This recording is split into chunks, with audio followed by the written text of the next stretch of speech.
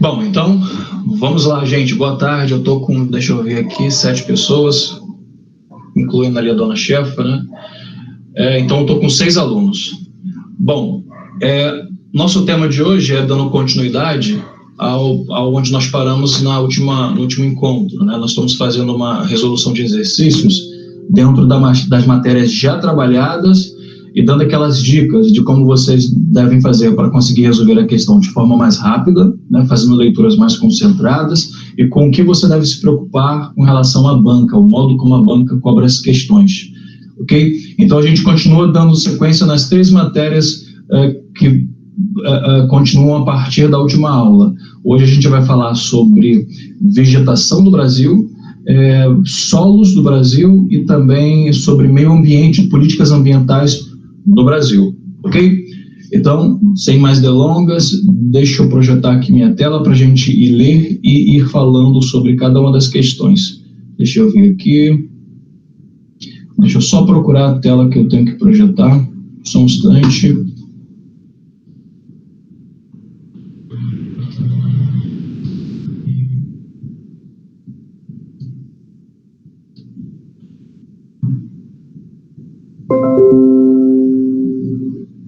Bom, eu acho que vocês estão vendo minha tela, não é isso?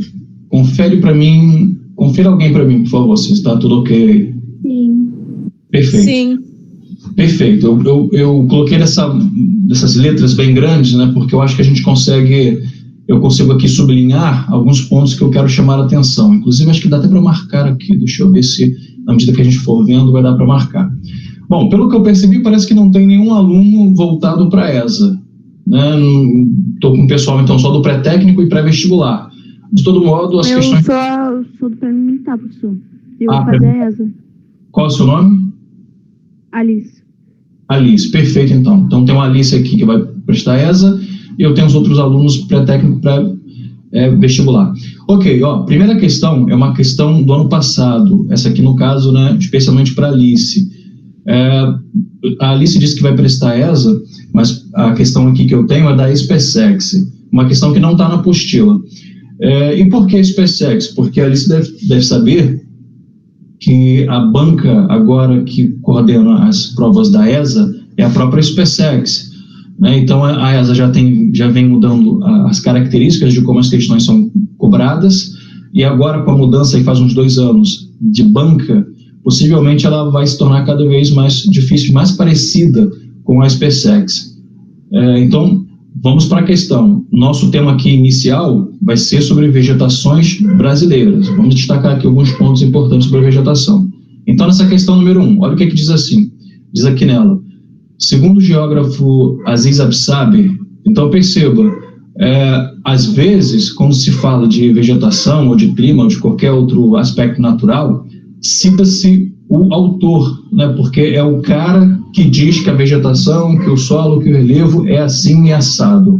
Okay? Então, dependendo do autor que for usar, pode-se falar coisas bem diferentes sobre, por exemplo, o solo, sobre o relevo, sobre o clima. Okay? Nesse caso aqui, é o Aziz Absaber. E o que ele fala? Vamos continuar.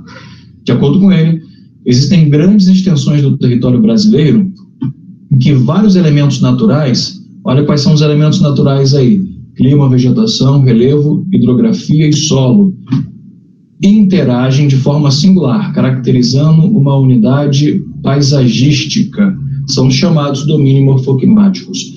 Entre eles ocorrem faixas de transição. Então, deixa eu só pegar um ponto aqui. Quando a gente fala do Aziz Absaber, que é esse geógrafo, o termo que se dá a esse conjunto paisagístico são os domínios morfoclimáticos. Ok? Deixa eu ver se eu consigo aqui só sublinhar.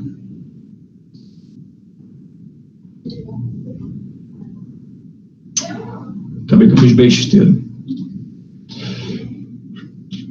Deixa eu voltar, então. Bom, deixa isso para lá.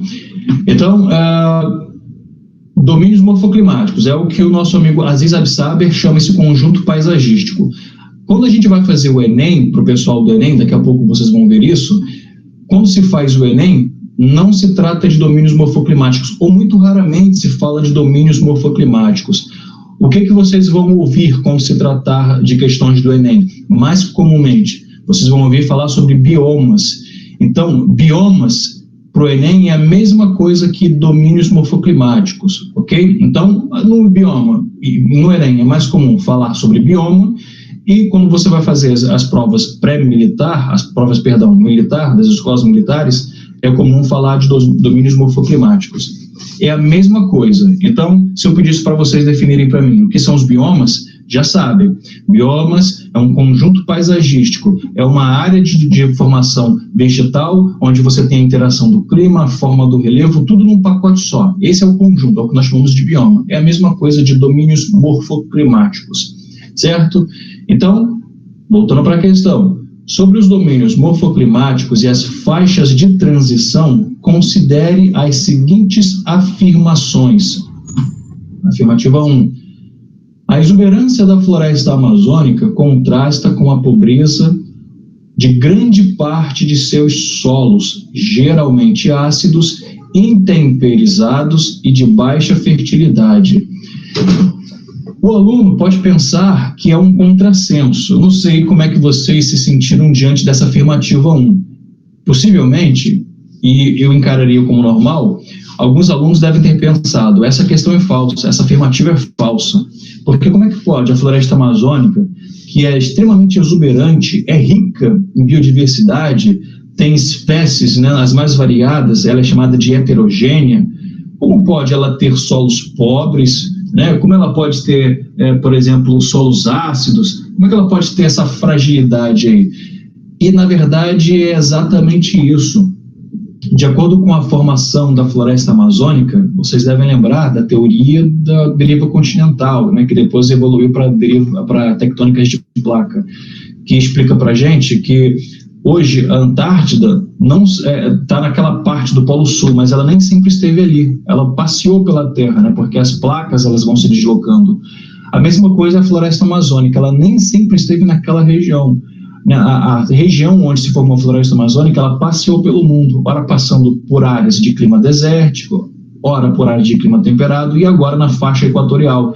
Por isso que ela tem esses elementos que tornam ela biodiversa, ela é bonita, é heterogênea. Mas se você mexe no equilíbrio, de que modo você mexe no equilíbrio? Removendo a vegetação, você acaba produzindo ali uma área de desertificação. Por quê? Porque os solos não são férteis. Os solos, eles são alimentados pela própria floresta. Diariamente, a floresta derruba sobre o solo toneladas de folha, troncos, né? Você tem uns animais ali que também deixam seus dejetos. Então, tudo isso vai adubando e fertilizando o solo. E é a própria floresta que mantém o solo sobre o qual ela se mantém íntegra. Se você remove a vegetação, a floresta amazônica não consegue se recuperar onde ela foi desmatada, salvo por uma intervenção humana, por ajustes de acidez do solo e por um gasto, né? Você tem que trabalhar o solo para que a floresta se recupere. Isso torna o processo muito mais caro, né? Então, a questão é essa. Vocês têm que ter isso em mente. O solo da floresta amazônica, ele não é fértil. Portanto, comete um grande erro os grileiros, os especuladores do setor do agronegócio que desmatam a floresta para poder plantar. Porque eles conseguem ter produtividade boa ali por 5, 6, 7 anos, mas logo depois desse prazo, eles começam a perder produtividade e começam a ter que gastar cada vez mais em adubos sintéticos, fertilizantes, né, agrotóxicos para poder manter a produtividade. E aí vai ficar cada vez mais caro o produto e cada vez perde competitividade. Então, não é um solo próprio para a agricultura. A Amazônia, anotem isso daí, a Amazônia tem um solo pobre, de modo geral falando. Então, a primeira afirmativa, ela é verdadeira. A exuberância da floresta amazônica contrasta com a pobreza de grande parte de seus solos. Certo? Fechou, perfeita. A 2, tipicamente associados à campanha gaúcha, os campos apresentam um relevo com suaves ondulações, cobertas principalmente por gramíneas. Neste domínio, há um preocupante processo de desertificação advindo de anomalias climáticas observadas nas últimas décadas. Vamos lá, ó, a primeira parte está perfeitamente correta. Na Campanha Gaúcha, que fica na parte centro-sul do estado do Rio Grande do Sul, é onde nós temos os domínios dos campos, é um bioma, tá? Um domínio morfoclimático, os campos. E o que configura um campo? O predomínio de espécies de tipo gramínea, gramado mesmo, gramínea, são ervas, ok? Ervas que têm aquela altitude rasteira, que vai até o nosso joelho, se bem que tem gramíneas que atingem até 2 metros, mas não é o caso dos campos sulistas.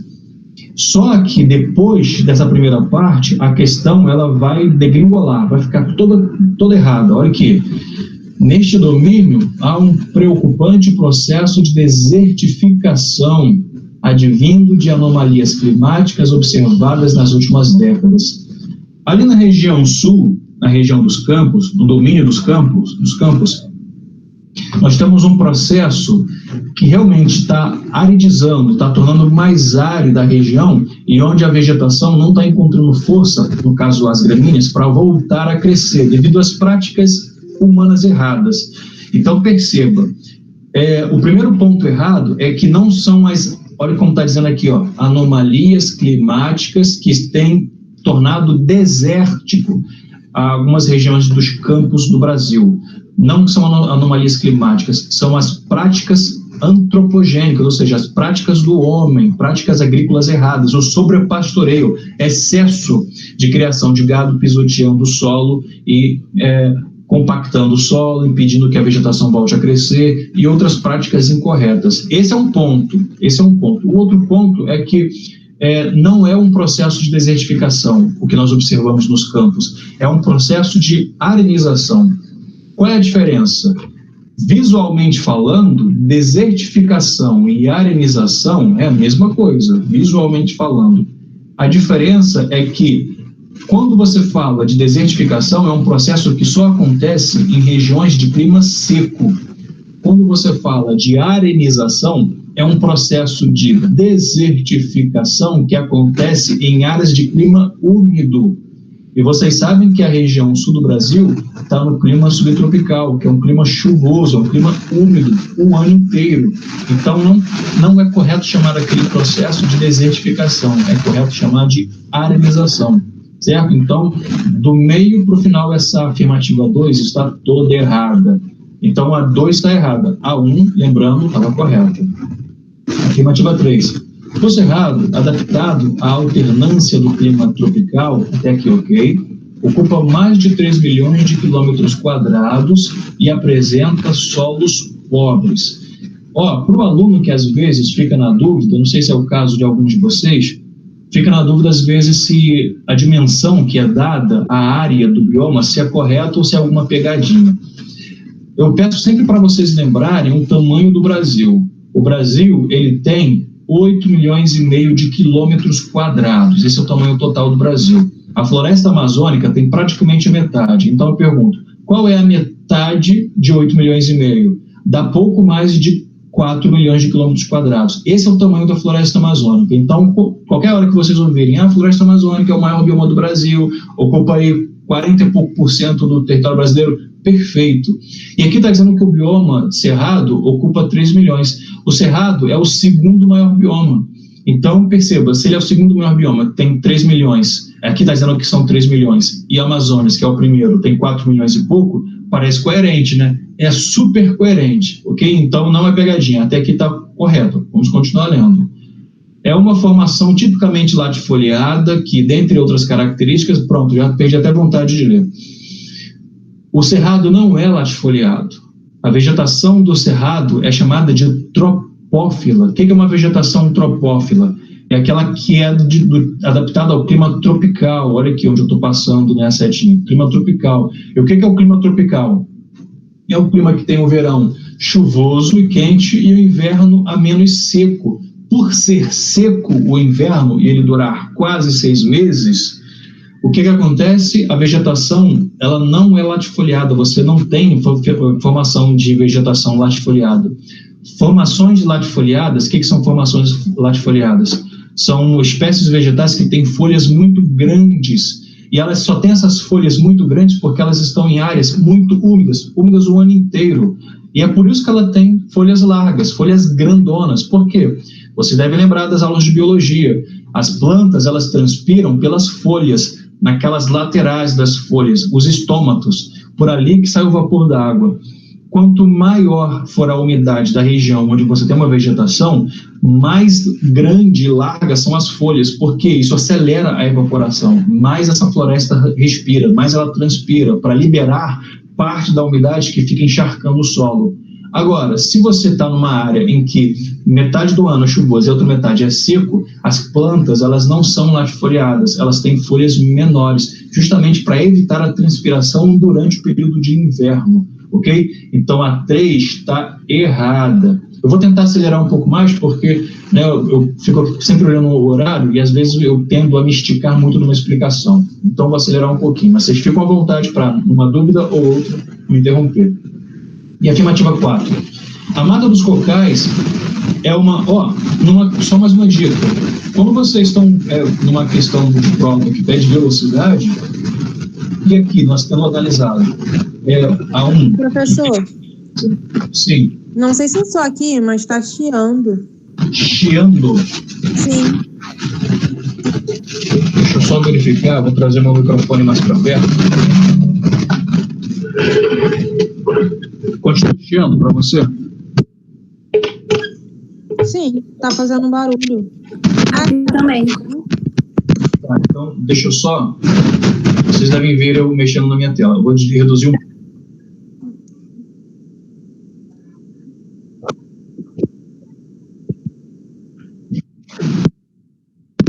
Como é que tá agora? Fala para mim. Agora seu áudio tá baixo. Então, vou tentar aumentar mais um pouco. Aumentei mais um pouco, sem deixar muito alto nem muito baixo. Como é que vocês estão? Tá bom para mim. E a chiadeira parou, né? Sim. Sim. Perfeito, perfeito. Vocês, até então, mesmo com a chiadeira, vocês estavam conseguindo entender? Sim. A gente entendeu até 3. Até 3. Então, vamos lá, ó. Vamos simular que a gente esteja numa prova. Você está correndo contra o relógio, né? Então, ó, se você leu com atenção, como a gente fez aqui, perdendo bastante tempo, na primeira alternativa, analisamos e temos certeza que ela está correta. A mesma coisa na 2 e na 3, tendo certeza que elas estão erradas, você pode já pular para as alternativas. Então, veja o que ele está te dizendo. Na combinação 1 e 2 não existe. 1 e 3 também não pode ser. Agora, pode ser 1 e 4. E provavelmente seja 1 e 4 porque não existe uma alternativa apenas com a 1. Né? Então, você lê a 4 mais tranquilamente, já sabendo aqui, com certeza, essa questão. Ó, a Mata dos Cocais é uma faixa de transição perfeito, ela fica ali entre o Cerrado, a Floresta Amazônica e a Caatinga, situada entre os domínios que eu acabei de falar, Floresta Amazônica, Cerrado e Caatinga. Predominam as palmeiras, sim, a Mata dos Cocais, o coco, né, os coquinhos dão nas palmeiras, com destaque para o babaçu, carnaúba e buriti. Perfeito, ok? Então, a alternativa aqui nesse caso é a C. Vamos lá para... Calma aí, estou pulando para outra. Não é isso. Vamos então para a próxima. Aqui é a questão 2. Bioma é um conjunto de vida vegetal e animal constituído pelo agrupamento de tipos de vegetação que são próximos e que podem ser identificados em nível regional, com condições de geologia e clima semelhantes. Olha o que eu falei com vocês, né? Aquela classificação do APSAB sobre domínios morfoclimáticos, que ele junta num pacote só a análise do clima com a vegetação, com o solo, com o relevo e tal. É a mesma coisa, é a mesma coisa de bioma. As palavras podem parecer um pouco diferentes, um pouco difíceis, mas é a mesma coisa, tá? Ele está analisando aqui a vegetação que predomina numa dada região analisada, analisando-se não só a vegetação, mas também as condições de geologia. O que é a geologia? É o subsolo, é a rocha, né, que pega também a questão do relevo, envolvendo também o clima semelhantes e que historicamente sofrem os mesmos processos de formação da paisagem, resultando em uma diversidade de flora e fauna própria. Perfeito. Aí perceba que aqui essa é a classificação do IBGE. Então, no que concerne aos biomas que estão presentes no estado da Bahia, assinale a alternativa correta. Por que essa questão aqui ela é interessante? Perceba que ela é para polícia militar da Bahia, né? Esse instituto aqui é um instituto da Bahia, que é a banca que coordenou essa prova para a PM da Bahia. Por que ela é interessante para nós? O que essa matéria tem a ver com a gente? Nós tivemos uma aula, está no site, está no YouTube, sobre a região Nordeste, e nós vimos que a região Nordeste ela se divide em 4 sub-regiões, e o aluno tem que ter isso em mente. E qual é a outra informação que ele deve ter em mente, além das subdivisões da região Nordeste? O tamanho da Bahia. Bahia é um estado grande ou Bahia é um estado pequeno? Bahia é um dos 4 estados maiores do Brasil, né? Está ali junto com o Amazonas, o Pará, São Paulo, Minas Gerais, é um dos 5 grandes, ok? Então a Bahia pega praticamente um pedação do Nordeste, que é subdividido em 4 regiões. E quais são as regiões do Nordeste? Basta você lembrar, indo do litoral para o interior, nós temos a Zona da Mata, que nada mais é do que a área da Mata Atlântica. Nós temos o Agreste, que é uma área de transição entre a área da Mata Atlântica e a Caatinga, que fica no sertão. Nós temos o meio norte, que é a Mata dos Cocais, que é a área de transição entre a Caatinga e a Amazônia. Então, na região da Bahia, que está ali na região, que está no Nordeste, mas ela está um pouquinho mais para baixo, nós vamos ter que identificar pelo menos a Caatinga e também a Mata Atlântica. Vamos procurar uma questão que tenha Caatinga e Mata Atlântica. Na A não tem Caatinga. Na B tem Caatinga, mas não tem Mata Atlântica. Na C tem a Mata Atlântica, mas não tem Caatinga. Na D tem Caatinga e tem Mata Atlântica. Na E não. Então a nossa resposta só pode ser a D. Por que eu disse para vocês pensarem só em termos de Caatinga e Mata Atlântica?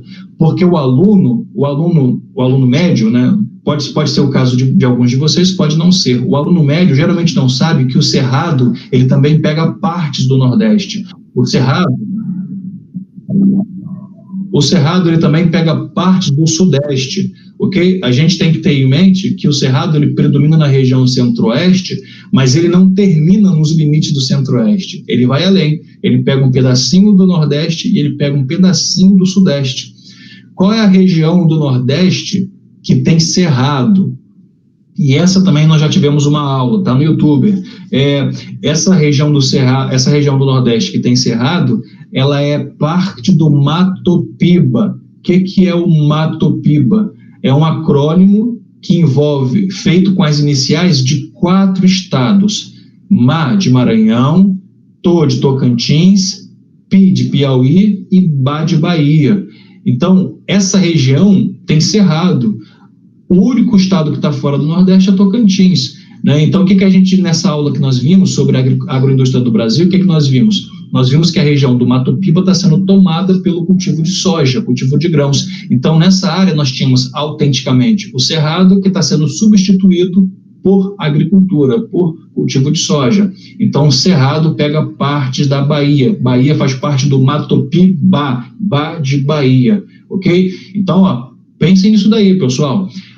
Gravem esse acrônimo, Mato Piba, para vocês saberem que o Cerrado ele pode chegar até partes de Piauí, partes de Maranhão e também partes de Tocantins, além de dominar no Centro-Oeste. Não à toa, nós acabamos de fazer uma questão que falava que ele tinha aqui 3 milhões de quilômetros quadrados. O Cerrado é gigante, ok? A alternativa D. Questão 3. Assinale a alternativa que apresenta uma região do Brasil, essa da ESA, 2008, que é recoberta por vegetação herbácea ou campestre. Vamos lembrar, gente, vegetação herbácea é gramínea, é a mesma coisa de campestre. Por quê? Porque gramíneas formam campos. Em área de clima subtropical, poxa, nem precisa terminar de ler, falamos de campos, né, a vegetação campestre em área de clima subtropical. Onde no Brasil nós temos campos em área de clima subtropical?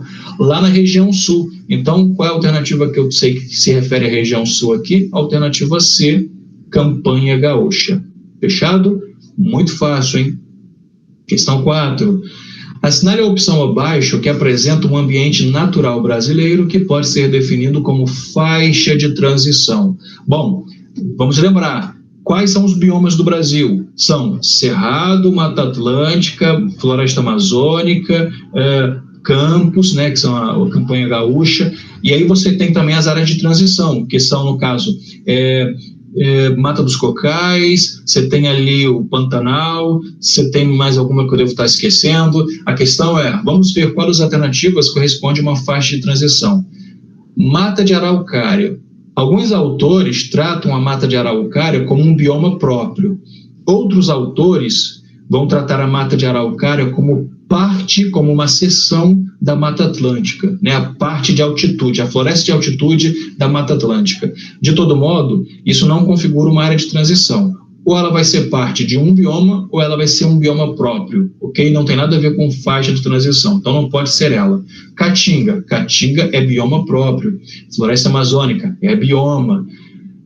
Mares de Morro é o outro nome que a gente chama a Mata Atlântica, ok? A Mata Atlântica também é chamada de Mares de Morro, domínio dos Mares de Morro. Então só sobrou o Pantanal. Pantanal é uma faixa de transição, certo? Isso aqui é na época que a ESA tinha uma forma um pouco diferente de cobrar a questão. Hoje a ESA não tem cobrado mais sobre faixas de transição, tem pedido mais sobre biomas mesmo. Questão 5. Perceba que eu estou voltando no tempo, hein? Estou agora lá na ESA 2006. O segundo mais extenso domínio natural brasileiro caracteriza-se por estar associado ao clima tropical, que possui estações bem definidas, com verões chuvosos e longas estiagens no inverno. Quanto à vegetação, predominam formações arbustivas que cobrem solos ácidos. O texto apresenta características do seguinte domínio natural. Olha, eu acho que vocês já devem ainda lembrar da primeira questão que a gente resolveu, quando falamos sobre os solos ácidos, que envolve lá a questão da floresta amazônica. Outra questão que nós falamos aqui também é o clima tropical. No clima tropical tem estações bem definidas, ou seja, verões chuvosos e longas estiagens no inverno, ou seja, verões quentes e chuvosos e invernos amenos e secos. Então já não pode mais ser a floresta amazônica, porque a floresta amazônica se enquadra apenas aqui no quesito dos solos ácidos. Então, qual é a outra região que tem também solos ácidos, porém está na faixa do clima tropical no Brasil? Essa região é o Cerrado. Vamos ver se tem aqui as alternativas. A alternativa D, Cerrado, certo? Então, percebam que quando vocês conseguem memorizar, e estou falando memorizar mesmo, no caso aqui dos alunos que pretendem escola militar, quando vocês conseguem memorizar as características de cada bioma e vocês conseguem enunciar, floresta amazônica tem solo ácido, mas tem um clima chuvoso durante todo o ano, o solo não é fértil, é a vegetação que deixa o solo, né, que mantém a fertilidade do solo. A Caatinga também tem um solo o Cerrado também tem um solo ácido, que nem a floresta amazônica, só que lá você tem um clima tropical, tem uma metade do ano é clima seco, né, bastante seco e tal. Quando vocês conseguem enumerar essas características, né, dificilmente você arruma uma questão sobre vegetação numa escola como, por exemplo, a ESA, certo? Porque o estilo de cobrança é sempre o mesmo, né? Não muda muita coisa. Embora tenha mudado, não mudou muito, não mudou em todos os sentidos. As questões ainda continuam bastante parecidas. A gente tem visto isso comparando as questões lá, agora aqui, questão de 78.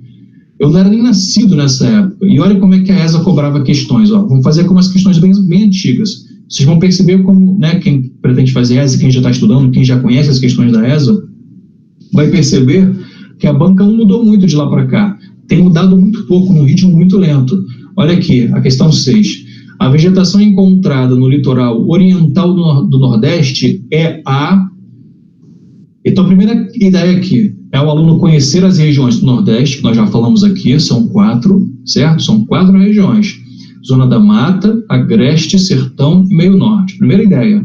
A segunda ideia é você saber o que é oriental. Qual é o lado que representa o lado oriental? É o lado leste ou é o lado oeste? Oriental vem de oriente, vem de orientar. Como é que as pessoas se orientavam antes? Se orientavam pelo lado que nascia o sol. Então elas olhavam para onde o sol nasce e a partir dali elas conseguiam definir para que lado ficava o leste, para que lado ficava o norte, sul, certo? Então o lado oriental é o leste, porque é onde o sol nasce. Então pensa lá no mapa do Nordeste e pensa na faixa leste do mapa do Nordeste. Qual é essa faixa? É a faixa do Oceano Atlântico, voltada para o Oceano Atlântico.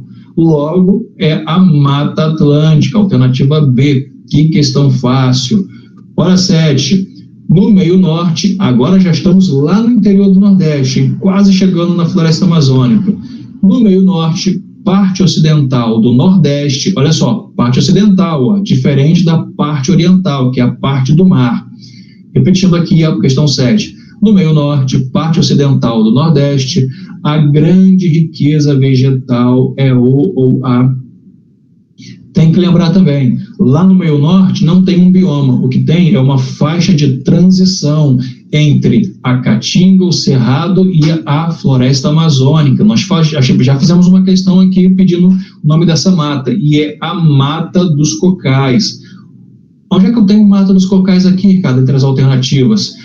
Você não tem Mata dos Cocais, mas você tem uma espécie que predomina na Mata dos Cocais, ó, o babaçu. Coco-babaçu, certo? Então a tua alternativa na 7 é a B. Por que a questão chama aqui de grande riqueza? Porque o coco-babaçu ele é utilizado como extrato e essência por uma série de coisas. O tronco da palmeira, do babaçu, é utilizado na produção de palmito, a folha é utilizada na produção de artesanatos, o próprio coquinho, né, tem uma cera que é utilizada na indústria de limpeza, na parte de cosméticos para fazer cremes e tal, biocombustíveis, né, o óleo extraído do coco. Então é uma infinidade, por isso é chamado de a grande riqueza, certo? Questão 8. Entre os tipos de vegetação abaixo relacionadas, qual a característica do Nordeste ocidental? Acabamos de fazer uma questão sobre essa aqui, né? Aqui falava sobre o coco-babaçu e agora está falando sobre os babaçuais, que são as áreas onde tem as palmeiras, ou os babaçus, as palmeiras do coquinho-babaçu, certo? 8. Alternativa C. Essas aqui eu estou fazendo bem rápido porque não pede análise. É só olhou, bateu o olho e respondeu, né?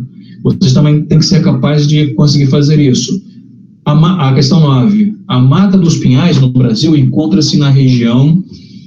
Outra coisa que quem pretende fazer essa tem que ser capaz de gravar os sinônimos. Perceba, a banca tem essa mania de pedir uma vegetação, mas não usando o nome mais clássico, usando um sinônimo. A Mata dos Pinhais é como nós chamamos a Mata de Araucária, que fica lá na região sul do Brasil. Ela também é chamada de...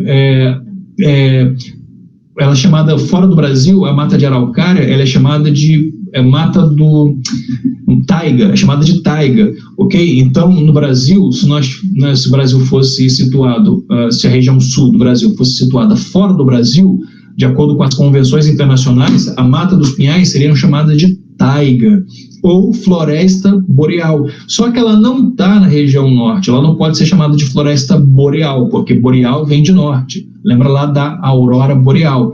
Ela seria então chamada de floresta meridional. Por que meridional? Porque da mesma forma que boreal é norte, né, que é a mesma coisa de setentrional, no sul nós temos também dois sinônimos, que é meridional e austral. Aqui, nesse caso, o único nome que condiz com aquilo que eu acabei de dizer é o meridional, ou seja, a Mata dos Pinhais, que também é chamada no Brasil, de Mata de Araucária, ela está na região do Brasil Sul. Um sinônimo para a região Sul é meridional, certo? Parte meridional do Brasil. Perceba, tem que gravar sinônimos, ok? O aluno que quer fazer ESA tem que saber sinônimo. Então, nada de ir para encarar a prova sabendo apenas um único nome de uma vegetação. Você tem que saber pelo menos 2, né? 3 já está bom. Se der ainda 4, né? Então, nada de chamar só a floresta atlântica, a Mata Atlântica, só de Mata Atlântica. Tem que saber que um outro nome para ela é floresta tropical pluvial e também floresta, agora me falha o nome que eu quero, domínio dos mares de morro. Então, olha só, 3 sinônimos aí. Eu dei 3 sinônimos para Mata Atlântica. Além da própria Mata Atlântica, floresta pluvial tropical, ela é chamada assim, e ela também é chamada de domínio dos mares de morro. E a mesma coisa com as outras vegetações. Tem que saber sinônimos, porque a banca cobra questões fáceis, mas se o aluno não souber sinônimos, pode perder a questão.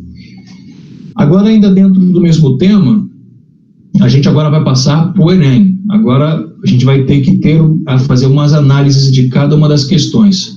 Eu vou só mudar aqui rapidamente para outra aqui, porque eu estou cansado daquela tela. Agora passei para o arquivo Word, certo? Voltando aqui do ponto onde paramos, deixa eu ver aqui. Questão 10, vou só aumentar um pouquinho. Pronto, estamos aqui. Questão 10. A floresta amazônica, com toda a sua imensidão, não vai estar aí para sempre. Foi preciso alcançar toda essa taxa de desmatamento de quase 20 mil quilômetros quadrados por ano na última década do século XX, para que uma pequena parcela de brasileiros se desse conta de que o maior patrimônio natural do país está sendo torrado. Então, sabe que se fala de queimadas.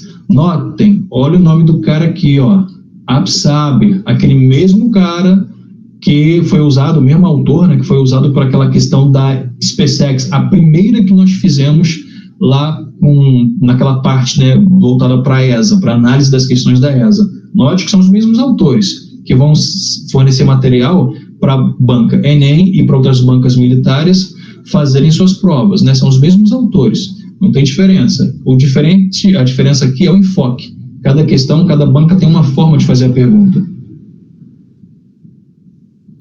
Então, vamos lá. O processo econômico que tem contribuído na atualidade para acelerar o processo ambiental descrito é a... Então, qual é o processo econômico que tem ajudado a torrar a Mata Atlântica? Vamos lá, alternativa A. Expansão do projeto Grande Carajás, com incentivos à chegada de novas empresas mineradoras. Bom, pessoal, o projeto Grande Carajás é um projeto de mineração que ele foi orientado ali na região, na faixa ocidental da floresta amazônica, certo? Que predominou até ali o finalzinho dos anos 90. Então, o projeto Grande Carajás agora, ele está indo para a sua segunda fase, que ainda não foi iniciada.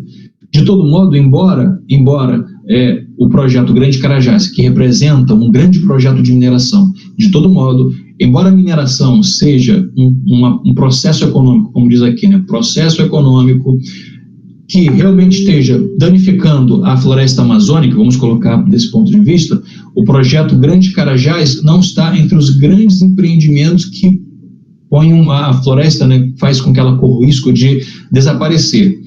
Né, a gente não pode culpar a mineração propriamente dita, não é o principal processo econômico que tem colocado sob grande risco a existência da floresta amazônica, o projeto Grande Carajás. Então a gente deixa essa questão aqui, essa afirmativa, essa alternativa em stand e a gente vai para uma próxima.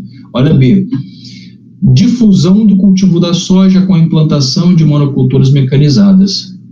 Pronto. Notem, quando se fala de soja, a soja, ela é um cultivo que ela foi introduzida no Brasil pela região sul.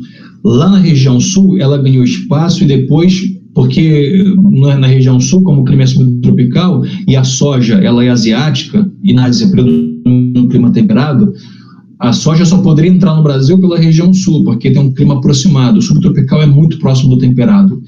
Só que logo a semente da soja foi tropicalizada. E aí, nessa mesma época, década de 70, descobriu-se uma forma de equilibrar o pH do solo do cerrado, que era uma área imensamente desocupada, desabitada, né? E também de solo de relevo plano, ideal para a formação de latifúndios, relevo plano, sem muitos acidentes geográficos.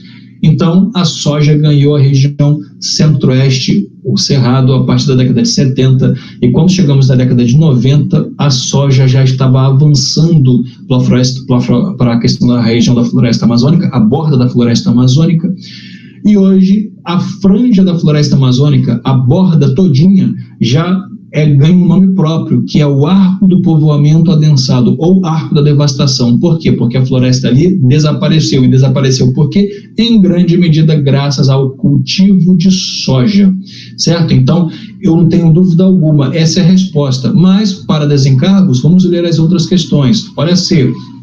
Construção da rodovia transamazônica, com o objetivo de interligar a região norte ao restante do país. Pessoal, Transamazônica foi uma rodovia construída na década de 70. Ela foi iniciada, né, a construção dela na década de 70. Ela foi extremamente prejudicial para a floresta amazônica, porque ela é imensa, ela vai do nordeste ao norte, né, uma imensa faixa. Só que ela não acontece mais, ela não é um processo ativo, uma zona ativa de desmatamento. E essa é a questão. O que a questão pede é um processo que tem colocado em risco a floresta amazônica. A Transamazônica, a rodovia Transamazônica, ela já não coloca mais em risco porque é um projeto de grande impacto que já foi finalizado. Ou seja, ela já foi feita, né? Algumas partes não foram pavimentadas, mas ela já existe, já está lá. Então não representa um risco ativo. Olha a questão, a mesma coisa da alternativa A, né, que fala do Grande Carajás, que é um projeto também antigo. Olha D, criação de áreas extrativistas do látex, das seringueiras para os chamados povos da floresta. Não, os povos da floresta ajudam a manter a floresta de pé, não representam risco. As áreas extrativistas do látex mantêm as seringueiras no mesmo lugar. Eles simplesmente cortam as seringueiras para extrair a seiva, que é o látex, ok? Mas não provocam a devastação. E a questão é ampliação do polo industrial da Zona Franca de Manaus, visando atrair empresas nacionais e estrangeiras. Não existe essa coisa aqui, ó, ampliação da Zona Franca de Manaus. A Zona Franca de Manaus é um enclave, uma espécie de ilha industrial no meio da floresta amazônica, mas ela não tem sofrido ampliação, ela tem se mantido no mesmo número de empresas aí nas últimas 2 décadas, certo? O mesmo número de empresas que atuavam lá 2 décadas atrás, são as que atuam hoje, ok? Então, a atual é o cultivo da soja, é o maior risco hoje, né, com relação à floresta amazônica. Mas isso depende, tá, pessoal? Depende, porque algumas pesquisas também demonstram que o maior risco está na pecuária. A pecuária representa o maior risco. Então, o que vocês vão ter que prestar atenção? É no que a questão está pedindo. Porém, de todo modo, eu acredito que dificilmente uma banca faria uma crocodilagem dessa, do tipo, colocar um enunciado, marca alternativa que representa o maior risco hoje à floresta amazônica. E aí coloca lá, dentre as 5 alternativas, 2, uma sendo a cultivo de soja e a outra sendo a pecuária. Duvido que uma questão faça isso, porque fica uma questão muito ambígua, né? O aluno não tem como se optar por qual, porque existem pesquisas que apontam para uma e pesquisas que apontam para outra. Então a banca ela tem que escolher uma dessas pesquisas, lançar o texto e com base no texto te pedir, ok? É assim que funciona o Enem. Questão 11. O gráfico a seguir mostra a área desmatada da Amazônia em quilômetros quadrados a cada ano no período de 88 a 2008. Então está aqui. Não adianta ficar paquerando o gráfico agora, tem que ir para as alternativas e a cada alternativa você volta no gráfico. Essa é a forma de resolver a questão. O maior desmatamento ocorreu em 2004. Vamos lá, 2004. Olha aqui minha seta, hein? Estou seguindo aqui com a minha seta no ano de 2004. Não aconteceu, porque se eu comparo aqui com o ano de 95, perde. Então vou para B. A área desmatada foi menor em 97 do que em 2007. Então vamos ver 97, ó, achei aqui no gráfico. Vou no gráfico, achei. Agora temos que ir em 2007. Olha aqui, 2007, muito abaixo. Está dizendo que 97 foi menor que 2007. Não, é o contrário, certo? Então está errada também. Olha C, a área desmatada a cada ano manteve-se constante entre 98 e 2001. Vamos lá, 98 e 2001. Achei aqui 98 e achei aqui 2001. 98 e 2001. Percebam aqui, ó. Eu posso dizer que isso aqui se manteve constante? Não posso dizer, porque afinal de contas, ó, tive ligeiras quedas e tive também ligeiras subidas, ok? Então, não posso dizer que se manteve constante, certo? Vou então agora para a questão D. A área desmatada por ano foi maior entre 94 e 95 do que entre 97 e 98. Então vamos cá, tem que analisar 94 e 95. Questão chata, né? Questão chata, tem que analisar aqui. 94 e 95. Olha a subida. Perceba, né? Entre 94 e 95, como subiu o desmatamento da floresta amazônica. 94 e 95. Agora tem que analisar 97 e 98. Olha aqui, 97, 98. Certo? Então, ó, olha a questão. A área desmatada por ano foi maior entre 94 e 95 do que entre 97 e 98. 94, 95, olha aqui, 97, 98. 94 e 95 realmente é maior. Então, a nossa resposta é a questão D. Ok? Questão D é a resposta correta.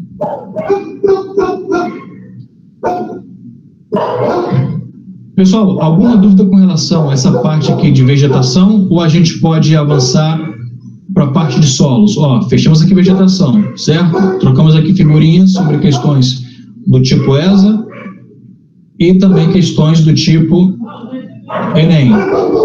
Agora, a gente está aqui mudando para o tema solos brasileiros.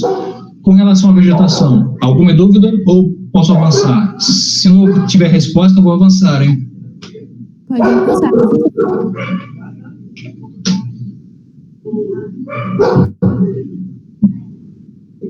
Então vamos lá, questão sobre solos agora. Vou aumentar um pouquinho. FUVEST. A FUVEST é uma banca difícil, ok? E a gente consegue perceber que entre uma questão ou outra tem uma semelhança com as questões da ESA. Elas são bem diretas, né? Embora não sejam questões fáceis, na maioria das vezes são questões bem diretas, bem no estilo ESA. ESA são questões diretas. Então vamos ver o que essa questão aqui da FUVEST diz pra gente. Lembrando que o nosso tema agora são solos brasileiros. As rochas mesozoicas da bacia sedimentar do Paraná ocupam extensas áreas da região sudeste. Perfeito. Em especial, sobre os a pedogênese, o que eu recomendo? Que na hora que vocês... Não adianta ficar lendo isso aqui até o final e pulando essas lacunas. Então já vem logo para as alternativas e verifica dentre elas aquela que oferece a primeira terminologia ou a primeira palavra que se enquadra na lacuna.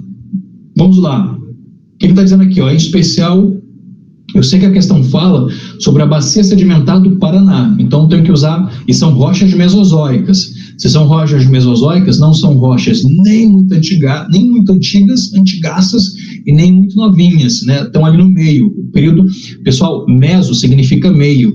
É que nem, por exemplo, a divisão que a gente faz do continente americano, né? Você tem a América do Norte, você tem a América do Sul, e no meio nós temos a Mesoamérica, que é chamada de América Central. Então, o período mesozoico é aquele período que não é nem muito antigo. Se vocês lembrarem quais são as rochas mais antigas do planeta, né, já é um bom caminho. Se vocês lembrarem quais são as mais novas, então já ajuda bastante para saber que não é nenhuma nem outra, é aquelas que ficam ali no meio, certo? Mas, por enquanto, não vou dar resposta, vamos só analisar aqui. Então, eu quero saber sobre esse parâmetro que eu acabei colocando aqui, em especial sobre os a pedogênese deu origem a solos com boa fertilidade natural. Então, sobre os Deixa eu ver o que se enquadra ali. Alternativa A, sobre os derrames basálticos, a B também fala a mesma coisa. A C, depósitos eólicos, a D também, e a E, depósitos aluvionais. E aqui a sequência correta começa com derrames basálticos. Deixa eu falar uma coisa para vocês rapidamente, sem querer me estender. Na região sul do Brasil, esses derrames basálticos, que pode ser tanto, a nossa resposta, né, vai ser ou a A ou a B, eles aconteceram quando o Brasil ele se afastou da África. O Brasil e a África estavam juntos, unidos, quando a placa da África, né, a placa africana, se afastou da placa sul-americana, se afastaram, houve ali vales de rifts sendo formados. O que são vales de rifts? É quando os blocos da crosta começam a despencar, porque a placa que está no assoalho vai se afastando, gerando ali uma lacuna. Então a crosta que está em cima, o bloco de rocha, vai descendo, formando vales de rifts. Esses vales de rifts, esse termo significa quebra, falha, fissuras que vão se formando ali na crosta. Por essas fissuras vão subindo o quê? Vão subindo os magmas, né? A lava vulcânica, o magma do interior do planeta. Então, quando o Brasil estava se afastando da África, houve vários derramamentos basálticos. Por que basáltico? Porque a lava, quando se resfria, vira uma rocha chamada basalto. ok? Então, esse processo do afastamento do Brasil com a África aconteceu no período Mesozoico. Então, olha só como é que as coisas estão começando a fazer sentido, né? As rochas do Mesozoico. Quais são as rochas do Mesozoico, do período Mesozoico? São essas aqui, o basalto, ok? Que se formaram por conta dos derrames basálticos, certo? Então, só pode ser A ou só pode ser a B. Vamos tentar descobrir agora na segunda. Com o avanço da cultura tal, acelerou-se a devastação das florestas primárias. Então, qual foi a cultura que na região sudeste, olha aqui, ó, região sudeste, qual foi a cultura que dominou a região sudeste? Lembra lá do período aí do início do século XX, início do século XX e tal, pegando ali o Vale do Paraíba, pegando ali o norte do Paraná, pegando ali o interior de São Paulo, pegando parte do Rio de Janeiro. Qual foi o cultivo que dominou aquela região ali? Esse cultivo foi o cultivo de... Aqui. Só pode ser A ou só pode ser B. Ou foi o cultivo de café ou foi o cultivo de café. Fácil, né? Então a gente não vai conseguir desempatar olhando só para a segunda, certo? Tem que olhar para a última. A última, vamos então lá para ela. Atualmente, os maiores produtores dessa cultura são os estados de tal e tal. Então, quais são os maiores estados produtores de café do Brasil? É o estado de Minas e Espírito Santo ou é o estado de Minas Gerais e Rio de Janeiro? Digo a vocês, ó, Rio de Janeiro não se destaca em absolutamente nada na agricultura. O Rio de Janeiro não tem tradição agrícola. É um estado que não tem destaque no cultivo de nada em âmbito nacional, certo? Os maiores produtores de café atualmente no Brasil são Minas Gerais e Espírito Santo. Quantas questões aqui você teria que saber, quantas matérias, né, você teria que estar bem inteirado para conseguir responder a essa questão? Ela te pede sobre geologia, na questão da formação do solo, ela te pede sobre ciclos econômicos do Brasil, você tem que saber onde o ciclo do café, né, saber sobre ele, e também te pede sobre a agroindústria nacional atualmente, né, quais são os estados, por exemplo, que são os maiores produtores de café atualmente. Aqui é produtor de café, mas poderia ser produtor de laranja, poderia ser produtor de cana, poderia ser produtor de qualquer coisa. Você tem que saber, certo? Principalmente o aluno que vai estar se preparando para a ESA. Essas questões diretas, qual é o maior estado tal? Qual é o menor estado nisso aqui? Qual é o mais urbanizado? Qual é o menos urbanizado? Qual é a maior fonte de energia usada no Brasil? Né? Qual é o setor que mais utiliza energia no Brasil? Essas questões o aluno tem que saber, tem que treinar memorização. Então, aqui na questão 12, a tua resposta é a alternativa A. E é porque a questão não perguntou, tá? Mas se ela perguntasse, qual é o nome desse solo? Porque, percebam, nós estamos falando sobre solo, afinal de contas.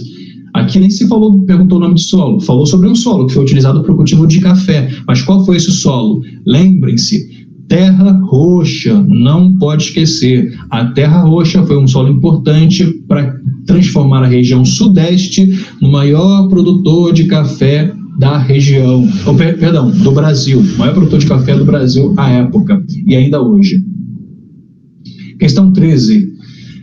Essa FAMECA, pessoal, é uma faculdade de medicina lá de São Paulo, né? É uma banca também relativamente difícil que costuma fazer questões muito boas. Vamos lá. Segundo dados das Nações Unidas, este fenômeno é responsável por impedir o aproveitamento de solos correspondentes a 6 milhões de hectares, que equivale aqui a 60 mil quilômetros quadrados por ano devido ao sobrepastoreio. Então, olha o problema aqui do sobrepastoreio. O que é isso? É a produção pecuarista, né? Só que com milhares e milhares e milhares de cabeças de gado, salinização dos solos, por irrigação e processos de uso intensivo e sem manejo adequado da agricultura. Então vamos por partes.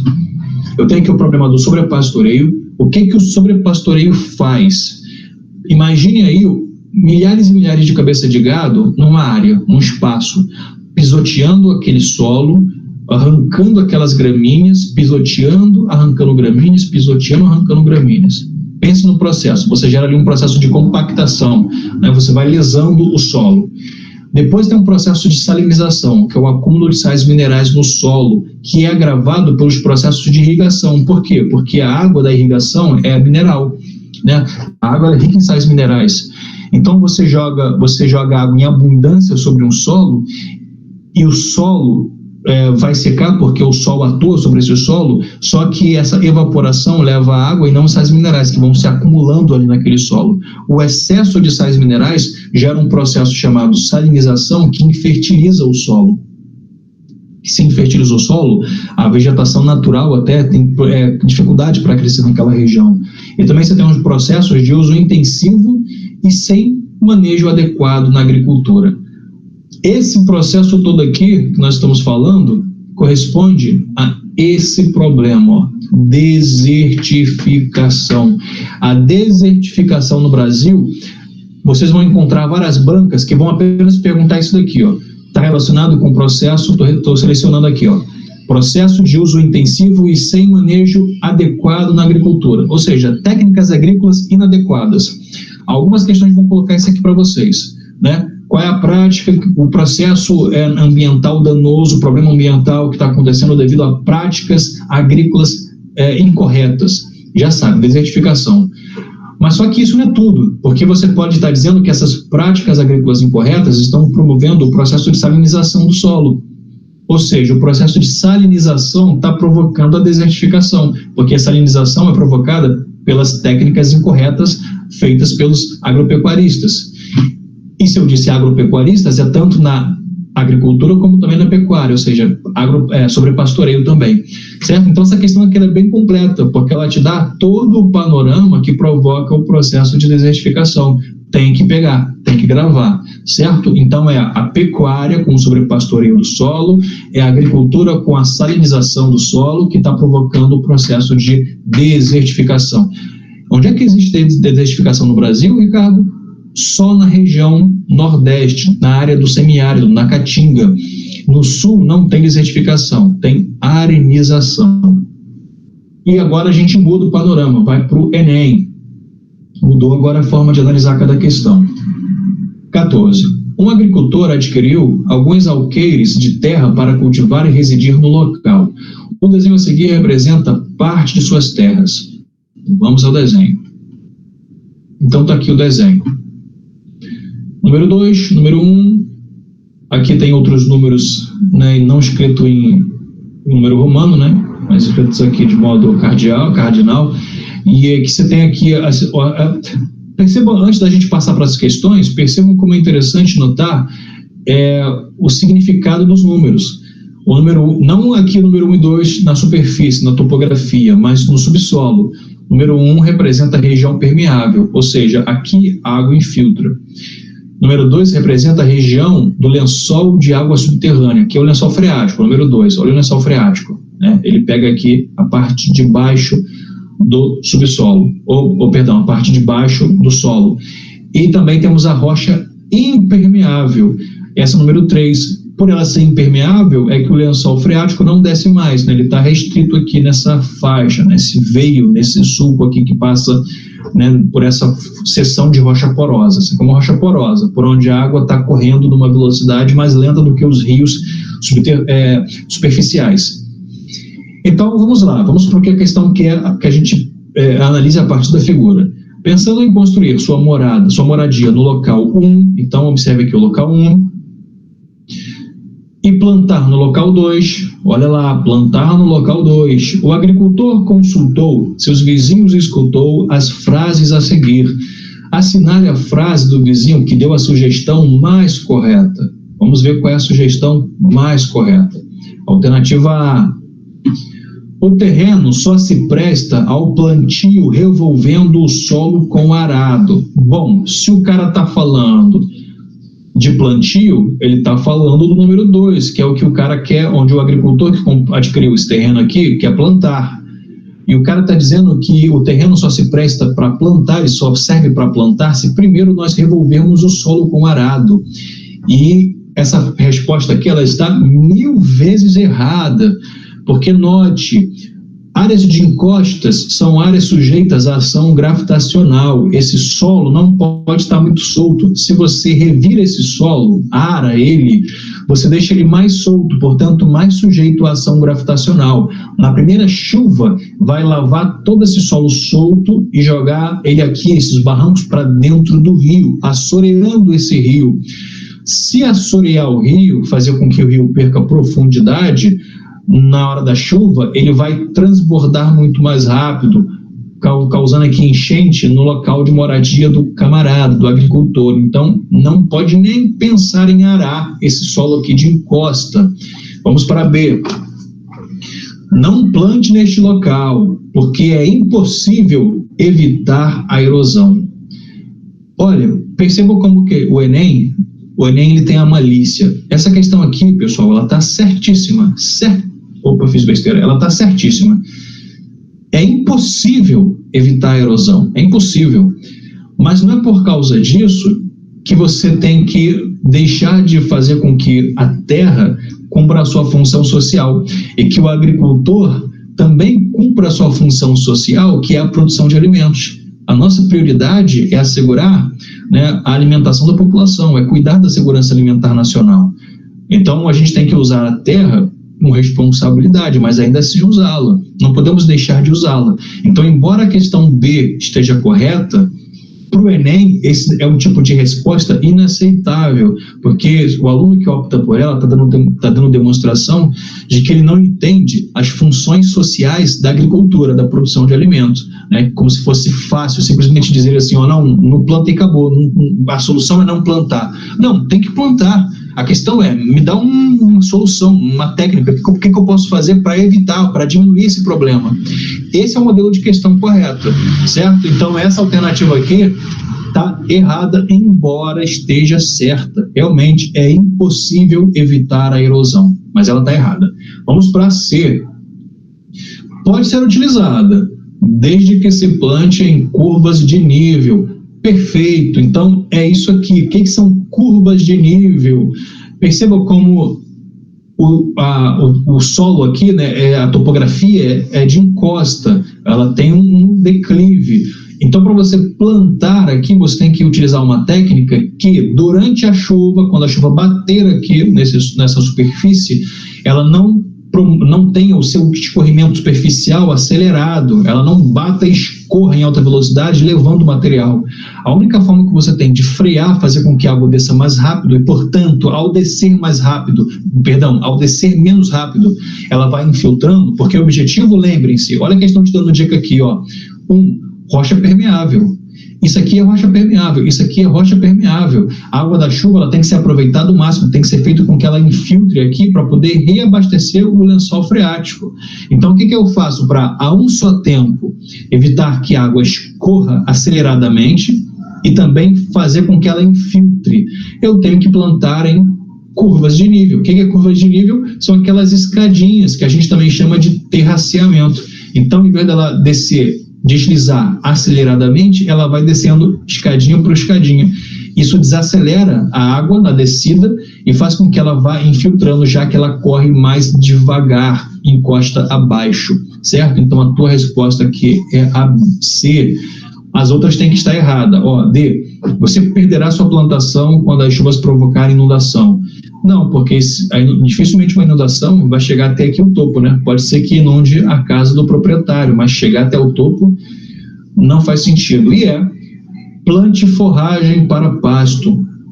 Forragem, quando você deixa forragem no solo, e tem que ser em solo plano e não em encosta, porque encosta não segura, nós chamamos essa prática de plantio direto. No Brasil também é praticada. A gente fala sobre isso quando tivemos uma aula sobre a agricultura do Brasil, propriamente dita. Questão 15.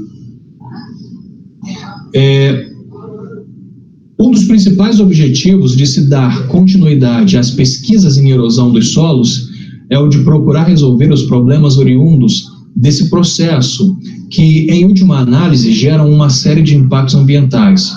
Além disso, para a adoção de técnicas de conservação dos solos, é preciso conhecer como a água executa seu trabalho de remoção, transporte e deposição de sedimentos, A erosão causa quase sempre uma série de problemas ambientais em nível local ou até mesmo em grandes áreas. Perfeito. Aqui eu não fiz nenhuma observação, nenhuma parada durante a leitura, porque ele é bem fluida. Não tem, né, nenhum detalhe, nenhuma dica direta sobre aquilo que a questão pode ser. Ela só fala sobre erosão e que temos que continuar pesquisando, estudando a dinâmica das erosões. Então a gente vai logo para o enunciado. A preservação do solo, principalmente em áreas de encostas, notem, né, como o Enem tem uma preocupação especial com solo e encosta, solos em encostas, pode ser uma solução para evitar catástrofes em função da intensidade de fluxo hídrico, a velocidade com que a água desce encosta abaixo. A prática humana que segue no caminho contrário a essa solução qual é a prática humana que, em vez de diminuir a velocidade com que as águas descem encosta abaixo, acelera? Alternativa A, a aração. Bom, todo mundo sabe, ou pelo menos o produtor agrícola sabe, que ele não deve arar o solo em área de encosta, então ele não faz isso, ele não é doido, certo? Essa questão aqui colocada no anterior foi mais para testar o aluno, para saber se o aluno sabe, porque o produtor rural ele sabe que não deve arar solos de encosta. B, terraceamento. Na verdade, o terraceamento é exatamente o que você tem que fazer para evitar o aumento do fluxo hídrico, né? É a solução, certo? A questão aqui é que a gente destaque uma prática que vá no caminho contrário, então não pode ser o terraceamento. C, pousio. O que é o pousio? É quando você deixa o solo descansar durante geralmente um ano, né? Você para de plantar porque o solo precisa descansar, se recuperar. Então não tem nada a ver com aumentar o fluxo hídrico ali na área de encosta. D, de drenagem. Não, pelo contrário, a drenagem ela ajuda a água a não ficar, a escorrer, né, com mais fluidez, mas não removendo material. Por exemplo, vou dar um exemplo de drenagem. Quando vocês passam ali na Dutra, na altura de Queimados, tem ali um paredão do lado da Dutra, do lado de quem vem do Rio de Janeiro para Japeri, né? Tem desse lado, né, desse lado da pista que está de quem vem do Rio para Japeri, tem um lado ali que tem um paredão cimentado, e desse paredão cimentado é projetado vários canos. Então, quando chove, em vez daquele solo, né, daquele ficar encharcado e tal, pesado, correndo risco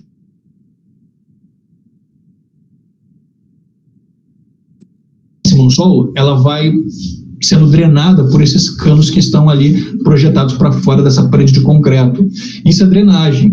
Ou seja, aqui a drenagem está sendo colocada e se pergunta ao aluno se ela ajuda a promover o deslizamento, né? Ela não ajuda a promover o deslizamento, pelo contrário, ela ajuda a evitar o deslizamento de terra. Então nós eliminamos todas, só pode ser a última, que é o desmatamento. Perfeito. O desmatamento, ele tira a proteção do solo. Qual é a proteção do solo? É a vegetação. A vegetação mantém o solo junto.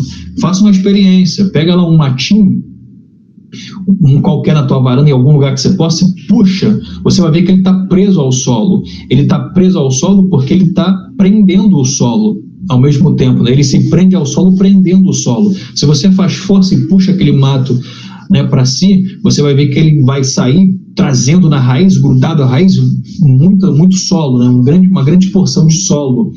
Né? Então, perceba, imagine uma árvore, né? Quando você desmata, tira árvores, tira arbustos, né? Como é que você deixa o solo fragilizado, sem proteção? Então, o desmatamento causa esse grande impacto aí. É o que vai no caminho contrário, né, à preservação.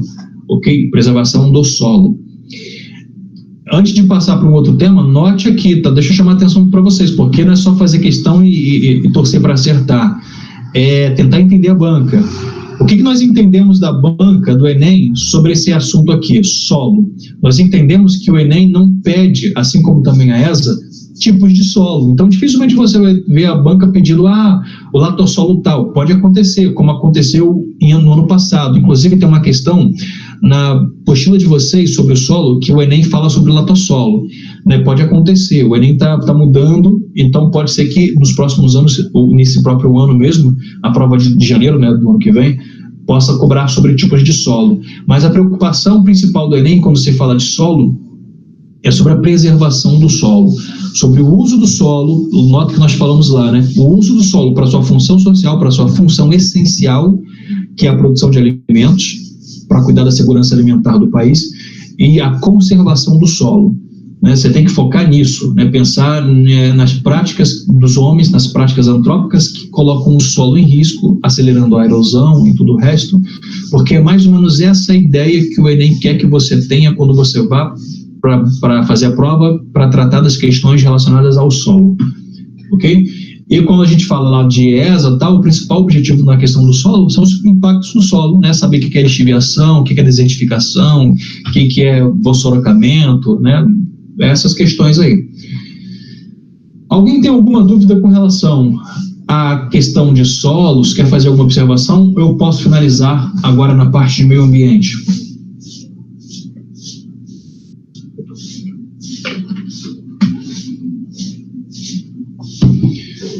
Vou entender o silêncio como nenhuma observação. Seguindo, então. Questão 16. Outra questão da FAMEMA. Para cumprir os objetivos ratificados pelo Acordo de Paris, o Brasil, entre outras medidas, deve... Deixa eu só lembrar a vocês. O Acordo de Paris... essa questão aqui é desse ano, tá? Questão desse ano, então muito atual. O Acordo de Paris ele foi assinado em 2016, né? Foram mais de 190 países, praticamente todos os países do mundo assinaram o Acordo de Paris, em que eles assumiam um compromisso voluntário de reduzir sua taxa de emissão de CO2 até meados desse século, né? O objetivo, na verdade, é reduzir drasticamente a emissão de CO2 para evitar que a temperatura suba 3 graus Celsius até meados desse século. E aí fala sobre o Brasil, né? Quais são as outras medidas, dentre outras medidas, o que o Brasil vai ter que fazer para cumprir o Acordo de Paris. O aluno que não está inteirado sobre o documento em si do Acordo de Paris, qual é o conhecimento que ele pode usar para conseguir responder a essa questão? Ele tem que pensar no seguinte: qual é a atividade hoje realizada no Brasil que mais emite CO2? Porque o objetivo do Acordo de Paris é reduzir CO2. E o Brasil é um país cujo desmatamento ainda é muito alto. E, pessoal, só o desmatamento no Brasil, só o desmatamento é responsável por emitir mais da metade de todo o CO2 que o Brasil emite. Então, o desmatamento, que envolve também as queimadas, é o principal formador de CO2 no Brasil. Ele emite mais do que a prática pecuarista, que emite mais do que a indústria e o setor de transporte. Olha só, hein? A devastação das florestas no Brasil emite mais CO2 que a pecuária, que por sua vez emite mais que o setor de transporte e a indústria juntos. Então, o aluno, sabendo que o problema principal de emissão de CO2 no Brasil é o desmatamento, qual das soluções aqui apresentadas ele deveria escolher, dizendo que o Brasil, né, ao fazê-lo, estaria cumprindo o Acordo de Paris? Alternativa A: restaurar e florestar hectares de floresta. Não tem nem o que discutir. É essa a alternativa. Só para desencargos, vamos ver as outras alternativas. Reduzir o descarte inadequado de resíduos sólidos, não tem nada a ver.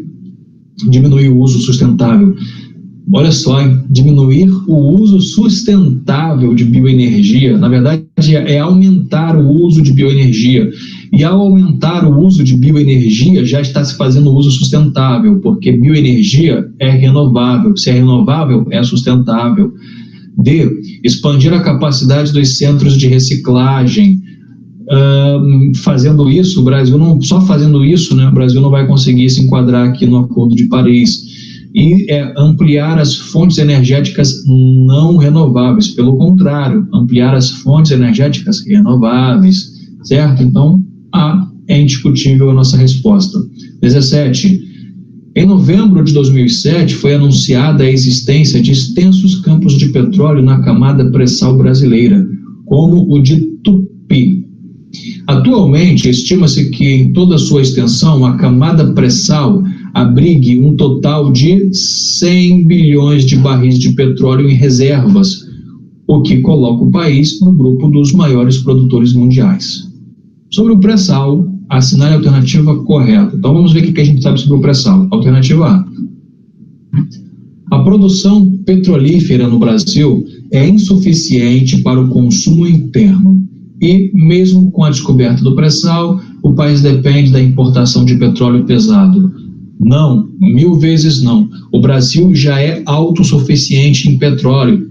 Isso depois que descobriu as reservas do pré-sal, certo? O Brasil já produz a quantidade necessária de petróleo que ele consome. O problema do Brasil não é o petróleo, e sim os derivados. O Brasil não tem refinarias o suficiente para refinar, ou seja, transformar o petróleo em gasolina, em diesel.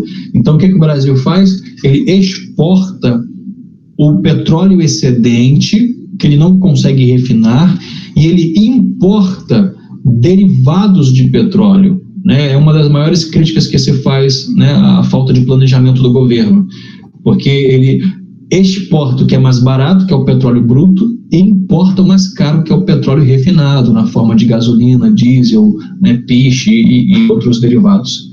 Certo? Então não é a alternativa A. Olha a B. O petróleo encontrado no pré-sal localiza-se em bacias sedimentares, sendo as 3 principais a do Espírito Santo, a de Campos e a de Santos. Perfeito. Né? A principal área do pré-sal fica na região sudeste, pegando partes ali também da região sul, né? Parte da região sul que eu digo ali até Paraná, Santa Catarina. Então, os principais aqui, né, vocês já sabem, né, o de Campos, onde nós temos aqui Macaé, no Rio de Janeiro, o maior produtor, né, de petróleo do país, de exploração de petróleo, Porto de Santos e também o Porto ali do Espírito Santo. Essa questão aqui está certíssima. As outras devem estar erradas. Vamos lá. As formações do pré-sal no Brasil datam do período quaternário na era mesozoica. O período quaternário não fica na mesozoica, fica na cenozoica. Aí tu fala, poxa, Ricardo, mas isso aqui é muito específico para eu saber. Então, se você souber da B, né, tendo certeza que é B, você já pode então eliminar a C, se ela for muito difícil para você. Mas se você prestou atenção naquela aula, prestou atenção não. Se você prestar atenção na aula de geologia que vai estar amanhã lá no YouTube, no canal do curso, vocês vão conseguir diferenciar entre eras mesozoica, cenozoica, proterozoica e outras mais, fanerozoica, por aí vai, ok? Então, hashtag fica a dica. Amanhã, aula de geologia do Brasil, vocês vão pegar esses detalhes aqui. Um macetinho lá que eu mostro para vocês gravarem isso. Questão D. A extração de petróleo do pré-sal tem se mostrado ineficiente, sendo pequeno o volume extraído em função das limitações técnicas do elevado custo de exploração. Não, o Brasil é pioneiro, o Brasil domina a técnica de perfuração de petróleo em altas profundidades, né? Então, não é volume suficiente. Eu acabei de dizer, né? O Brasil ele se tornou autossuficiente em produção de petróleo depois que descobriu o pré-sal. Então, porque ele está explorando um grande volume de petróleo da camada pré-sal. Olha, a profundidade que se encontram as reservas do pré-sal impossibilita o risco de vazamento e desastres ambientais. Não, pelo contrário, quanto mais profundo, né, maior é o risco, por conta da pressão que é muito grande. Então, os cuidados têm que ser dobrados, certo? Então, chegamos à conclusão de que realmente a B é inquestionavelmente a principal, certo? Então, vamos agora para a questão 18. Agora a gente muda, vai para a análise do Enem. Eu tenho aqui mais 2 questões, pessoal, só umas 2 questões. Né, são questões grandes, porque é o jeito como o Enem gosta de cobrar. Então, vamos analisar ambas. Questão 18. A lei federal, não precisa dizer o número dela, que institui o Sistema Nacional de Unidades de Conservação, define 2 tipos de áreas protegidas. O primeiro, as áreas de proteção integral, tem por objetivo preservar a natureza, admitindo-se apenas o uso indireto dos seus recursos naturais, isto é, aquele que não envolve consumo, coleta, dano ou destruição dos recursos naturais. Isso aqui é importante, tá? Ó, uso indireto, seus recursos naturais. Ó, não envolve consumo, coleta, dano, destruição dos recursos naturais. Esse é um ponto importante, que fala sobre áreas de proteção integral, certo? Unidades de proteção integral. Então, esse aqui, ó, perceba como o texto é um pouco grande, é o tipo de situação que eu recomendo a vocês, no dia que for fazer a prova, pegar um texto grande assim, principalmente textos que falam sobre letra de lei, que vocês marquem, né? Marquem ali alguns pontos importantes. Aí, o segundo, as unidades de uso sustentável. Vou mudar aqui minha cor. Uso sustentável. Deixa eu ver aqui, ó.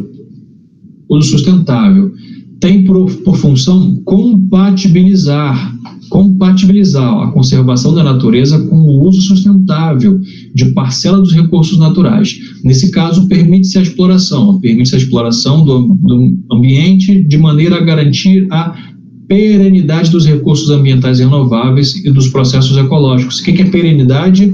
É que eles não se esgotem, que eles continuem para sempre, né? Dado a velocidade com que é utilizado, eles conseguem se regenerar, não entrando em risco de extinção. Muito bem.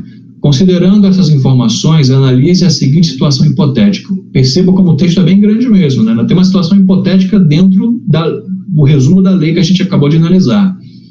Ao discutir a aplicação de recursos disponíveis para o desenvolvimento de determinada região, organizações civis, universidade e governo resolveram investir na utilização de uma unidade de proteção integral. Então, eles querem fazer uma unidade de proteção integral, o Parque Nacional do Morro do Pindaré, e de uma unidade de uso sustentável, a Floresta Nacional do Sabiá.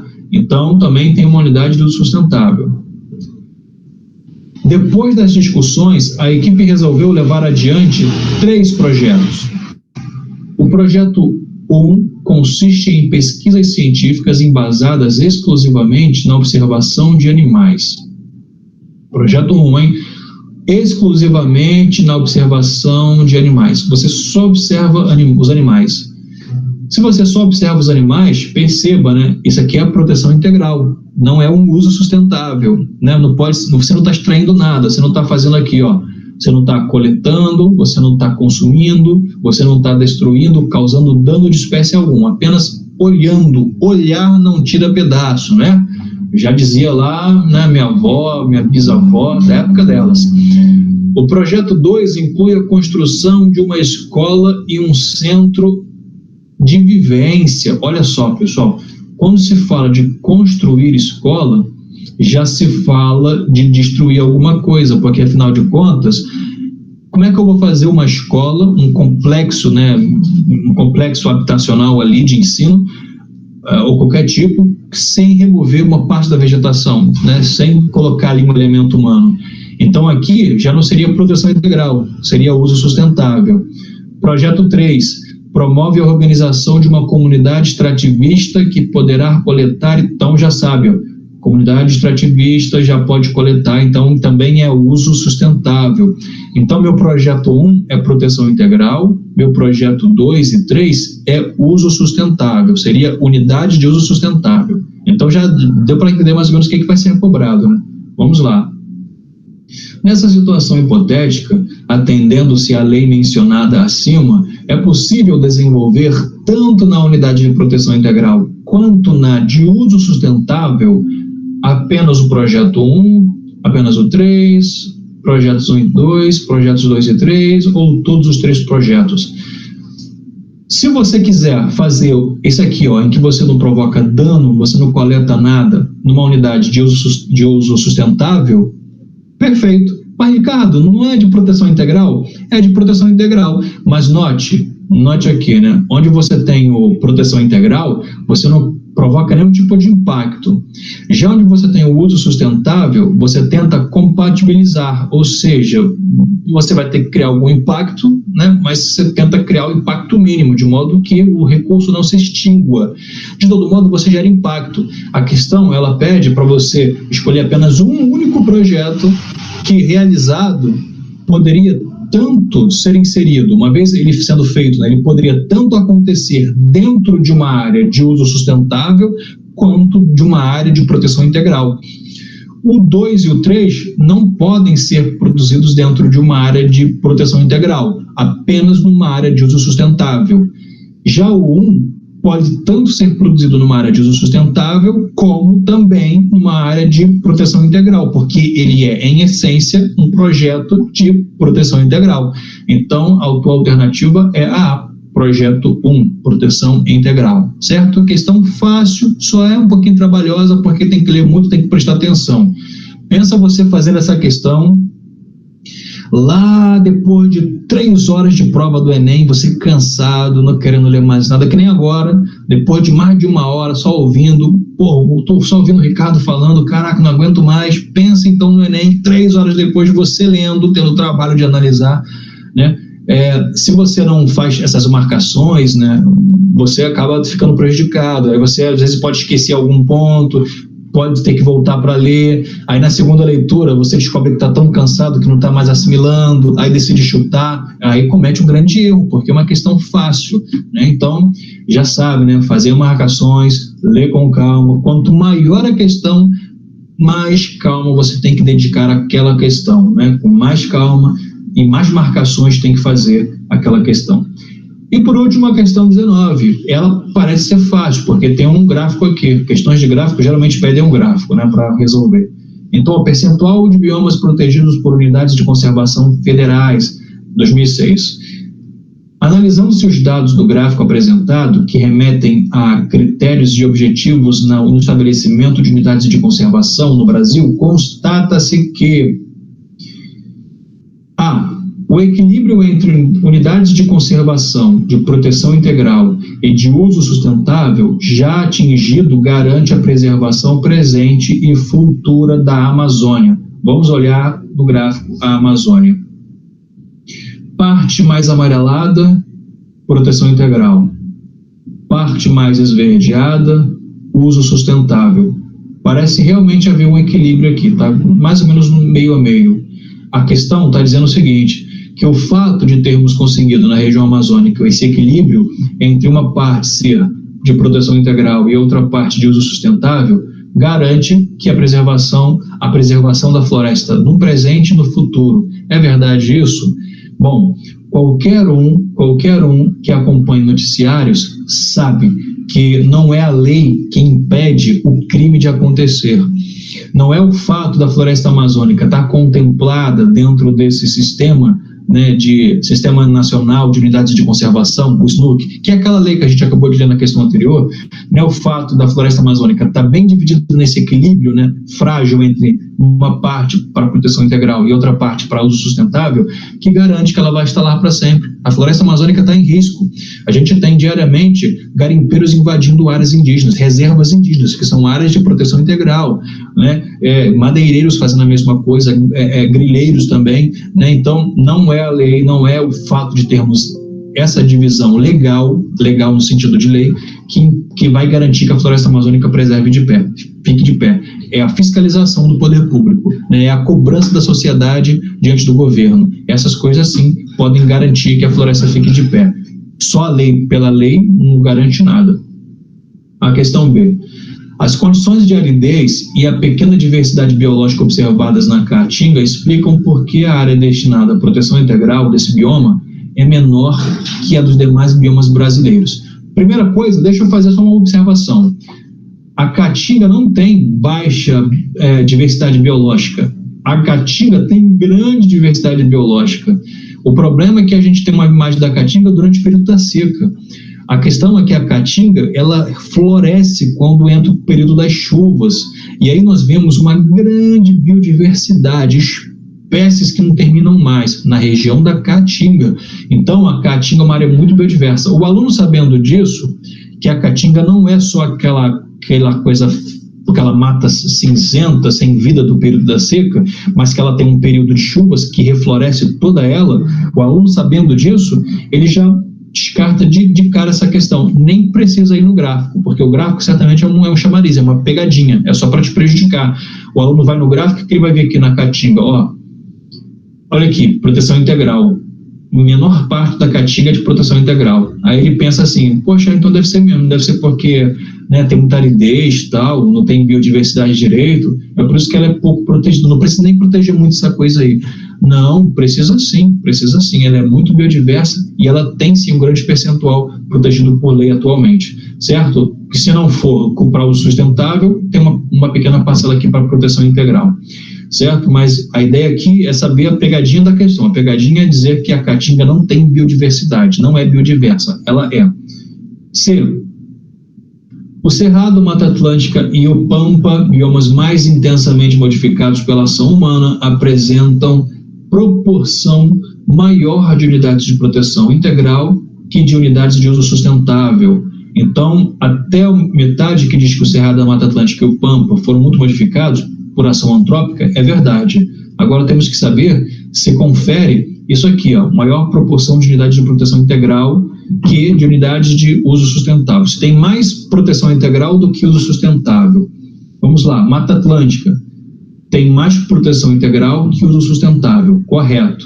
Pampa, mesma coisa que a Mata Atlântica. Agora o Cerrado, é o contrário. Tem mais proteção integral do que o uso sustentável. Então é o contrário da Mata Atlântica e do Pampa, certo? Então a questão C está errada. Vamos para D. O estabelecimento de unidades de conservação deve ser incentivado para a preservação dos recursos hídricos e a manutenção da biodiversidade. Perfeito! Olha, como o gráfico, no fim das contas, não te ajudou em nada. O gráfico é só para tentar induzir o aluno ao erro, porque a resposta não pede gráfico. Olha o que está dizendo, vou repetir. O estabelecimento de unidades de conservação deve ser incentivado. Unidades de conservação é dos dois tipos, tá? Proteção integral e uso sustentável. Deve ser incentivado para a preservação dos recursos hídricos, ou seja, da água, dos mananciais, rios, lagos, lençol freático, e a manutenção da biodiversidade. Perfeito, perfeito. Se você não estabelece medidas de proteção à vegetação, você deixa a biodiversidade ao Deus dará, né? As pessoas não querem preservar, o interesse capitalista vai lá, acaba com tudo e fica por isso mesmo. E os recursos hídricos, Ricardo, onde entra nessa história? Quando você não tem vegetação, o solo não absorve, não infiltra a água nele para reabastecer os lençóis freáticos que realimentam os rios.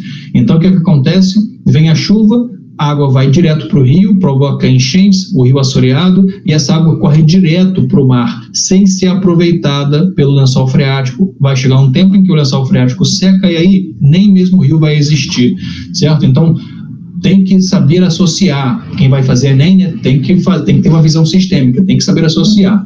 Vegetação tem tudo a ver com recursos hídricos, tudo a ver. E só pode ser errada. A sustentabilidade do Pantanal é inatingível. Pronto, parei de ler, nem quero saber. Né? Não existe nenhuma sustentabilidade inatingível. O que existe são políticas públicas relacionadas com o meio ambiente, políticas voltadas para o meio ambiente, fiscalização, cobrança da sociedade. Isso sim, se existir, a gente consegue fazer com que esses patrimônios ambientais, patrimônios naturais, fiquem aí por muitos e muitos anos, certo? Estou voltando aqui para a tela, parei a apresentação. Agora, vocês têm aí alguns minutos. Se tiver alguém com alguma observação a fazer, alguma dúvida, que por favor coloque enquanto eu descedento-me. Vamos lá, Adriele. Estou sentindo que a Adriele tem pergunta a fazer. Pode perguntar, Adriele. Não tenho não, professor. Tranquilo? Aham. Gabriel, tá com microfone, Gabriel? Sim. Tranquilo também? Tranquilo. Aqui. Maiara, Alice, Alexia, vocês estão tranquilos? Tranquilos, cara. Sim, sim. Perfeito, então. Perfeito. Espero que vocês tenham entendido qual é a ideia, né? A ideia é vocês terem a noção de como a banca cobra questões. Não vá para o Enem achando que vocês vão ler pouco. Aliás, se você tem esse problema de começar a ler e depois de meia hora sentir sono, recomendo que vocês já comecem a treinar. Deixa eu só contar uma coisinha rápida. Esse aqui foi uma professora que eu tive na faculdade de psicologia que contou. Ela disse que quando a gente começa a ler, assim, nos primeiros minutos que você inicia a ler, o teu cérebro, ele começa a liberar uma substância anestésica dentro do olho. Porque o teu corpo entende que você vai passar muitas horas forçando a vista. Então, para você não ter dores abomináveis no globo ocular, essa anestesia é liberada para que você se prepare, né? Para que você tenha preparo para ler durante horas e horas e horas. Que quem gosta de ler, né? Passa geralmente esse tempo, né? Muito tempo lendo. Então é por isso que a gente sente esse sono bem no começo. Você começa a ler, você já começa a sentir sono. Por quê? Porque é o efeito desse anestésico no olho que dá o sono. Se você consegue sobreviver as primeiras meia hora, 40 minutos lendo, então você vai embora direto. Vocês têm que pegar isso aí. Quando vocês querem chegar à noite, estiverem cansados de estudar, eu leio muito, fiz muito exercício, pega um livro para descanso, um livro com uma história leve e começa a ler. Porque ao fazer isso, vocês, além de estarem descansando o cérebro, vão também estar trabalhando essa capacidade de leitura, né, o que vai favorecer muito vocês para o Enem, porque o Enem é um calhamaço, é um livro que vocês vão ler praticamente em termos de, colocando em quantidade de letras, né, é um pequeno livro que você vai ter que ler ali em no máximo 4 horas e meia, né, 5 horas e meia, dependendo do dia. Okay? Então é o melhor conselho que eu dou a vocês, e sempre lendo com muita atenção e sempre marcando quando a questão for muito grande, certo? Para Alice, né, que vai se preparar para o ESA, a preparação é outra, Alice, é se preocupar com memorização. Então você tem que, não se preocupe em ler por muito tempo, como eu digo para os demais, mas se preocupe com memorização. Faça treinos de memorização. Se você quiser, faça fichas, coloque fichinhas espalhadas na geladeira, nos lugares onde você vai passar, com perguntas. Lugares para onde você olha sempre, na tua parede, no teu mural, se você tiver alguma coisa, coloque lá perguntas para as quais você possa olhar, sempre olhar, e aí logo se perguntar, opa, aquela ali eu sei, caramba, já esqueci daquela, vou lá olhar, vai lá na apostila, olha anotações do caderno, para você estar sempre estimulando o teu cérebro. Vai ter que ser assim até o dia da realização da prova, né? Para um dia antes, para dar aquele descanso, certo? Preparação é isso. É viver dia a dia, hora a hora, focado, voltado para aquela finalidade, ok? Não dorme, não descansa, né? Senão vai ter que encarar o próximo ano de novo de jornada de estudo, né? E aí já viu, né? Tempo é precioso. Quanto mais cedo vocês conseguirem a conquista de vocês, melhor né? Melhor. Quanto mais cedo, melhor. Menos sacrifício, mais glória, ok? Pessoal, então, se não há dúvidas, vamos despedir. Também tem um Gleison aqui, que eu nem falei com ele. Gleison também não deve ter dúvidas, né? Se ele tivesse dúvidas, ele teria aí acionado.